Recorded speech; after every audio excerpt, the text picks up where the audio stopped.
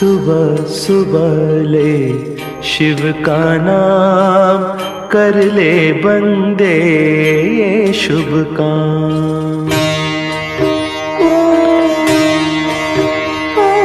सुबह सुबह ले शिव का नाम, कर ले बंदे ये शुभ काम। सुबह सुबह ले शिव का नाम, शिव आएंगे तेरे काम। सुबह सुबह ले शिव का नाम, कर ले बंदे ये शुभ काम। ओम नमः शिवाय, ओम नमः शिवाय, ओम नमः शिवाय, ओम नमः शिवाय।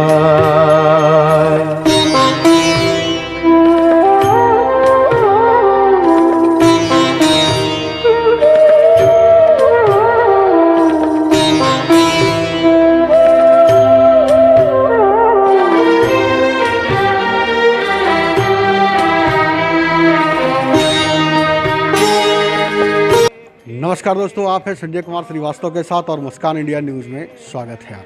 योगी पीर किशन नाथ जी से मिलाने आया हूँ जो आपको बताएंगे कि कनाकत कैसे और कैसे मनाया जाए।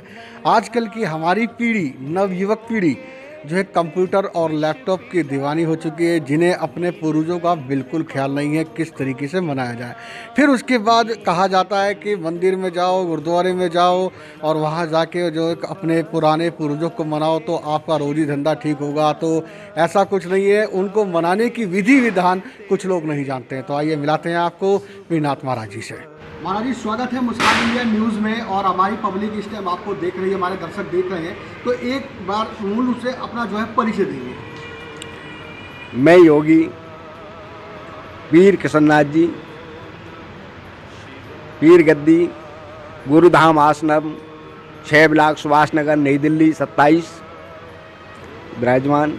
महाराज जी, मैं जानना चाहूँगा आजकल की भागती और दौड़ती हुई दुनिया में जो नवयुवक पीढ़ी है अपने पूर्वजों को भूल चुकी है और कनाकत और श्राद्ध चल रहे हैं, उसका मकसद किसी बच्चों को नहीं मालूम। आप कैसे और क्या समझाना चाहते? इसका मतलब है कि इंसान के ऊपर 3 ऋण होते हैं, देव ऋण, पितर ऋण और पुत्र ऋण। इन तीनों से उद्धार होना पड़ता है। जैसा कर्म करोगे वैसा फल। एक भी ऋण रहेगा तो वो आप पे सवार हो जाएगा। इसका मतलब है कि अगर पितरों को तृप्त नहीं करेंगे तो पितृऋण हावी हो जाएंगे हमारे ऊपर। उनको तृप्त होना जरूरी है। एक इसी के ऊपर एक कहानी है कि महाराजा कर्ण, जो राजा कर्ण कहते हैं पांडवों में, उन्होंने सारे जीवन स्वर्ण दान किया। स्वर्ण दान किया, जब मृत्यु हुई और उनके लिए सोने का महल मिला, सोने का खजाना मिला, सब कुछ सोने का मिला, तो उन्होंने कहा कि महाराज हमारे लिए अन्न तो है ही नहीं। तो उन्हें अन्न तो आपने दान नहीं किया, इसलिए स्वर्ण दान किया है। सोने के महल और सोने का ही सब कुछ मिलेगा आपको। हम तो दान नहीं किया, इसलिए अन्न आपके पास नहीं मिलेगा। तो उन्होंने कि मेरे लिए कुछ समय दिया जाए। तो उस शरीर समेत 16 दिन ये दिए गए उनके लिए। 16 दिन तो उन्होंने नहीं तो बाल कटाए, नहीं नहाए, नहीं कपड़े धोए और 16 दिन तक वो अन्न दान निरंतर कर दिन और रात करते रहे। इसके लिए इनको श्राद्ध घोषित कर दिया कि ये पितरों के श्राद्ध है। जो इन 16 दिनों में जो भी करेगा वो पितरों को प्राप्त होगा। ये है श्राद्ध का मतलब। मेरा अपने पुरखों के लिए, पितरों के लिए श्रद्धा समर्पित करनी। हम कितनी श्रद्धा समर्पित करते हैं उनके लिए। जैसे हम पुत्र के लिए कितनी श्रद्धा रखते हैं, उतनी ही श्रद्धा हमें पितरों के लिए भी होनी चाहिए। अपने शरीर अंग का, पेट का कितना ख्याल रखते हैं, उतना ही ख्याल हमें उन पितरों के लिए भी होना चाहिए जिन्होंने जन्मा, पढ़ाया, लिखाया, बड़ा किया। मगर आज के युग में ये सब भूल चुके हैं, सब भूल चुके हैं। कोई इस तरफ नहीं जा रहा है। अगर बाप परेशान है तो परेशान है, बेटा मौज उड़ा रहा है। भाई परेशान है तो परेशान है, दूसरा भाई मौज उड़ा रहा है।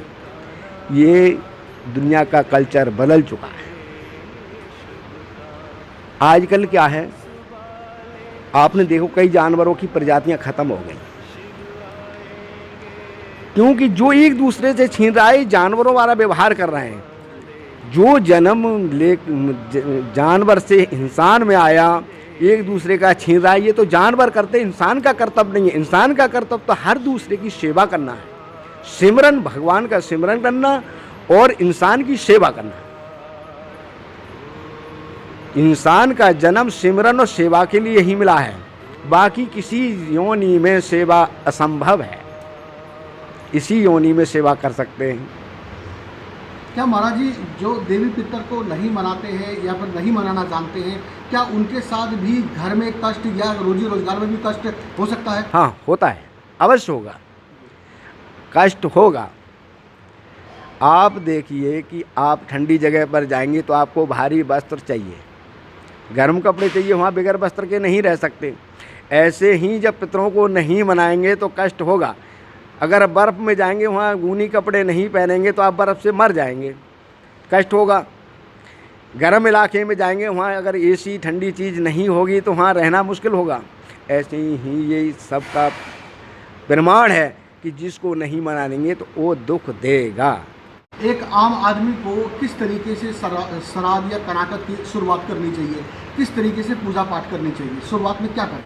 देखिए, नित्य पर सवेरे उठे, पहले पितरों का ध्यान करें, उस दिन व्रत रखें। जब तक ब्राह्मण या कुशा जल अर्पण न करे, उनको तर्पण न करे, तिल चावल रोली मोली इन सब लेके तर्पण करते हैं, वो पितरों को प्राप्त होता है। जैसे 5 ग्रास कहा गया है, गऊ, श्वान, कीड़ी, पीपल और ब्राह्मण, इनको ये देना चाहिए। पंचों में, पंच तत्व में लीन हो जाता है। ये पंच भौतिक शरीर है और यही पंच तत्व में मिलता है जाके। पहले तो इंसानों को भी अपना सुरक्षा का ध्यान रखना चाहिए, सबसे पहली जिम्मेदारी है। हम सबकी जिम्मेदारी है कि हम अपना ख्याल रखें और दूसरे का भी रखें कि किसी पर वायरल ना फैले।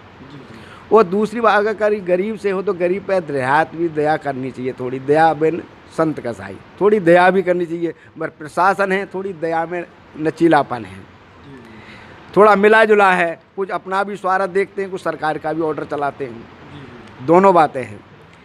देखिए, कोई भी प्रकोप में ईश्वर का प्रकोप तो माना ही जाता है। जो भी हम करते हैं, हम भी करते हैं तो बगैर ईश्वर की इच्छा के तो नहीं करते। मर ये चाइना से फैला हुआ वायरल है। चाइना में कोई भी ऐसा जीव नहीं है जिसको चाइना के लोग नहीं खाते। और आपने देखा होगा ज़्यादातर आलसी व्यक्ति, मोटे व्यक्ति, बीमार व्यक्ति, शुगर वाले व्यक्ति और जो एसी में रहने वाले, उन्हीं को ज़्यादा सता रहा है। और दूसरी बात, आपने देखा कि जो शराब नहीं पीता, मीट नहीं खाता, उनके ऊपर इसका कोई ज़्यादा प्रकोप नहीं। अभी देश भर में किसी संत को अभी कोरोना ने नहीं घेरा है। आपने नहीं सुना होगा किसी संत को ये कोरोना से मर गया। तो ये फैक्टर जो व्यक्ति जिसमें से फैला है, जिससे निकला है, वो उसी में ज़्यादा असर कर रहा है, सबसे बड़ी बात है। और ये चाइना की तो बड़ी बड़ी साजिश है। यानी कि ये महामारी प्रकोप तो है ही है, लेकिन एक राजनीति भी है। राजनीति है, चाइना की राजनीति। दुनिया को बर्बाद कर दिया है चाइना ने। अच्छा। हर देश को बर्बाद करके रख दिया है और ऊपर से सब देशों को आग दिखा रहे हैं। भारत हो, चाहे ताइवान हो, चाहे फिलीपींस हो, जो जापान हो, हर एक हावी है सबके ऊपर। महाराज जी, बहुत बहुत धन्यवाद। हमारे मुस्कान इंडिया के दर्शक आपको देख रहे हैं और जिन भाइयों को ज़रूरत है, स्क्रीन पे दिए गए संपर्क पे आप संपर्क कर सकते हैं और जो हम फिर मुलाकात करवाएंगे। हाँ, मैं अपनी तरफ से कहना चाहूँगा, सब देशवासियों को शुभकामनाएं।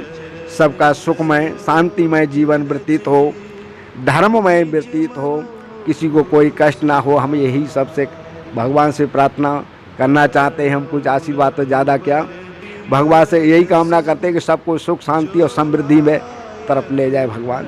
जय हिंद। दांतों का दर्द छू मंतर, जी हाँ, चंद मिनटों के अंदर। डॉक्टर समीर, जल्दी मुलाकात करिए।